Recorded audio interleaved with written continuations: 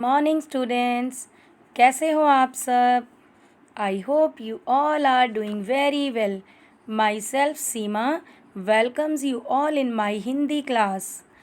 प्यारे बच्चों, कल हमने हिंदी व्याकरण भाग 4 के पाठ 1 का पठन किया था। उम्मीद है कि आप सब ने उसे अच्छी तरह पढ़ा होगा और अच्छी तरह से समझ भी गए होंगे। आज हम व्याकरण भाग 4 के पाठ 2 का पठन करने जा रहे हैं, जिसका नाम है वर्ण और शब्द। सबसे पहले हम वर्ण के बारे में जानेंगे कि वर्ण किसे कहते हैं और ये कैसे बनते हैं। देखो बच्चों, पिछली कक्षाओं में हम अक्षर जोड़ना सीख चुके हैं। इस पाठ में हम वर्णों के बारे में जानेंगे। मैं आपको एक एग्ज़ाम्पल के माध्यम से ये समझा रही हूँ। ये एग्ज़ाम्पल देखिए। दीपक पुस्तक पढ़ रहा है। दीपक पुस्तक पढ़ रहा है। इस वाक्य में दीपक पुस्तक पढ़ रहा और है, ये 5 शब्द हैं। ये पांचों क्या हैं? शब्द हैं। और ये पांचों शब्द कुछ ना कुछ ध्वनियों से मिलकर बने हैं। जैसे देखो दीपक, दीपक देखो द हलंत प्लस बड़ी ई बन गया दी, प हलंत प्लस अ, क हलंत प्लस अ। देखो कितनी ध्वनियाँ इसमें प्रयोग हो रही हैं। द, ई, प, क, अ, ये सारी ध्वनियाँ इसमें इस्तेमाल हो रही हैं।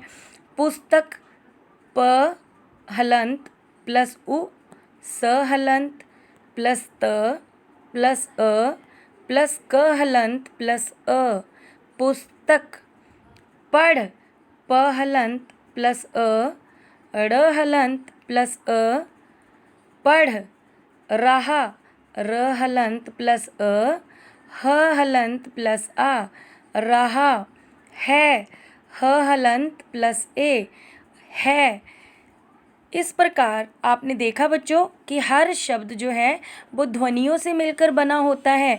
अलग अलग ध्वनियों का इस्तेमाल हुआ है। इसमें देखो प के साथ साथ उ, स, त, अ, क और अ, ये ध्वनियाँ हैं। ध्वनियाँ मीन्स आवाज़ें, जो हम अपने मुंह से आवाज़ें निकालते हैं उन्हें हम ध्वनियाँ बोलते हैं। अब देखो कितनी ही ध्वनियों से मिलकर शब्द बनते हैं। 2 या 2 से अधिक ध्वनियों से मिलकर शब्द बनते हैं। लेकिन अब हम सबसे पहले वर्ण के बारे में जानते हैं। ये जो ध्वनियाँ हैं, ये जो सारी ध्वनियाँ हैं जिनसे मिलकर शब्द बनते हैं, इन ध्वनियों को ही हम वर्ण कहते हैं। इस उदाहरण के माध्यम से आप समझ गए होंगे कि वर्ण जो हैं उसके ज़्यादा टुकड़े नहीं किए जा सकते। शब्दों के टुकड़े कर दिए हमने। शब्दों के टुकड़े देखो कितने टुकड़े हो गए। दीपक के 6 टुकड़े हो गए, पुस्तक के 7 टुकड़े हो गए। मतलब इनके टुकड़े हो सकते हैं, लेकिन ये जो वर्ण हैं, इन वर्णों के टुकड़े हम नहीं कर सकते। तो इसलिए वर्ण की परिभाषा हम कह सकते हैं कि वर्ण भाषा की वह छोटी से छोटी ध्वनि है जिसके और खंड या टुकड़े नहीं किए जा सकते। वर्ण क्या होते हैं? वर्ण भाषा की वह छोटी से छोटी ध्वनि है जिसके और अधिक खंड नहीं किए जा सकते। आगे हम पढ़ेंगे। वर्ण 2 प्रकार के होते हैं। पहले हम पढ़ लेते हैं कि वर्णमाला किसे कहते हैं। वर्ण आपने समझा कि वर्ण भाषा की सबसे छोटी इकाई होते हैं जिसके हम टुकड़े नहीं कर सकते। और उसके बाद आता है वर्णमाला। वर्णमाला किसे कहते हैं? बच्चों, प्रत्येक भाषा के अपने अपने अलग अलग वर्ण होते हैं। जैसे देखो हिंदी में जब आप पढ़ते हो, अ छोटा, फिर आ बड़ा, ई छोटी बड़ी ई, ऊ छोटा बड़ा ऊ, री ए छोटी बड़ी ए, छोटा ओ बड़ा आओ। ये सब कुछ हम पढ़ते हैं। ये क्या है? वर्ण हैं। जब इन वर्णों को क्रमबद्ध रूप में लिखा जाता है, बिल्कुल सीक्वेंस वाइज निश्चित क्रम में लिखा जाता है। इनको लिखने का एक क्रम निश्चित किया गया है कि उनको हम उसी क्रम में उसी तरीके से लिख सकते हैं। जब हम उन्हें एक निश्चित क्रम में लिखते हैं तो वे वर्णमाला कहलाते हैं। वर्णों को क्रमबद्ध सामूहिक रूप में लिखा जाना वर्णमाला कहलाता है। हिंदी वर्णमाला को दो मुख्य भागों में बांटा गया है। पहला स्वर और दूसरा है व्यंजन। स्वर और व्यंजन। स्वर क्या होते हैं? सबसे पहले हम स्वरों के बारे में जानते हैं कि स्वर क्या होते हैं। स्वर वे वर्ण या वे ध्वनियाँ होते हैं जो बिना किसी अन्य वर्ण की सहायता के बोले जाते हैं, उन्हें हम स्वर कहते हैं।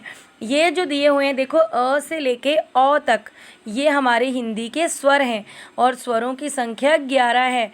इनके लिए, इनका उच्चारण करने के लिए हमें किसी और की सहायता की आवश्यकता नहीं होती। इनका उच्चारण स्वतंत्र रूप से ही होता है।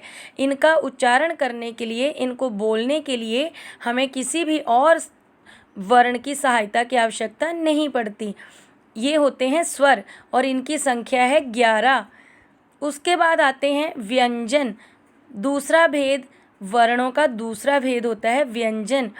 व्यंजन वह वर्ण होते हैं जिनमें स्वर जुड़ा रहता है।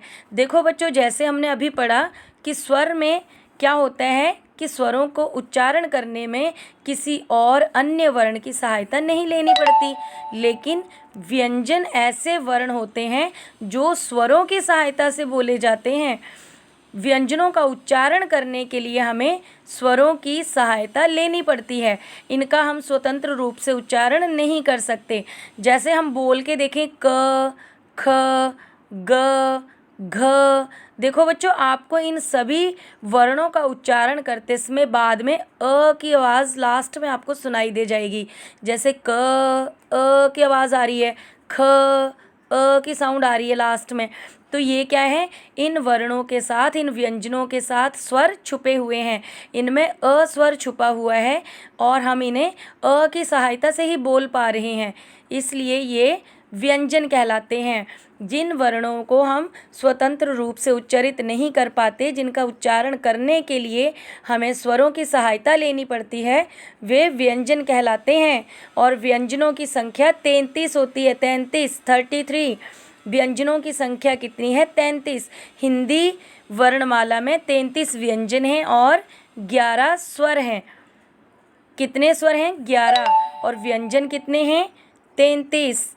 तो देखा बच्चों, आज हमने सीखा, अभी तक हमने सीखा कि वर्ण किसे कहते हैं।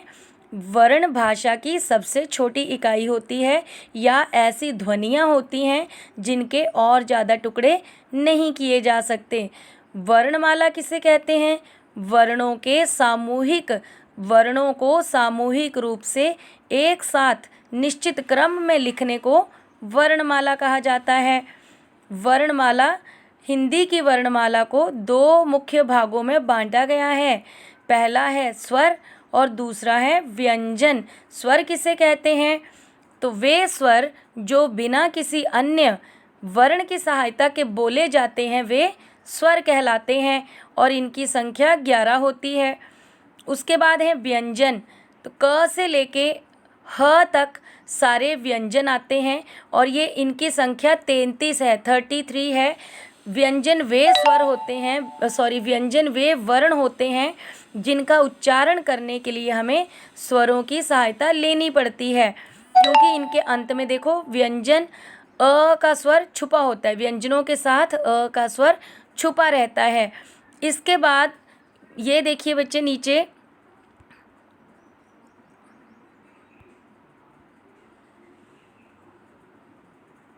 ये जो आपको मैं पिक्चर दिखा रही हूँ, इस पिक्चर में ये देखिए, ये क्या है? अनुस्वार। अनुस्वार अंग की जो मात्रा होती है, जैसे अंगूर, अंश, है ना, तो ये अंग की आवाज़ है। ये ना तो स्वर होते हैं और ना ही व्यंजन होते हैं। इन्हें क्या कहते हैं? अंग। और ए को हम कहते हैं विसर्ग।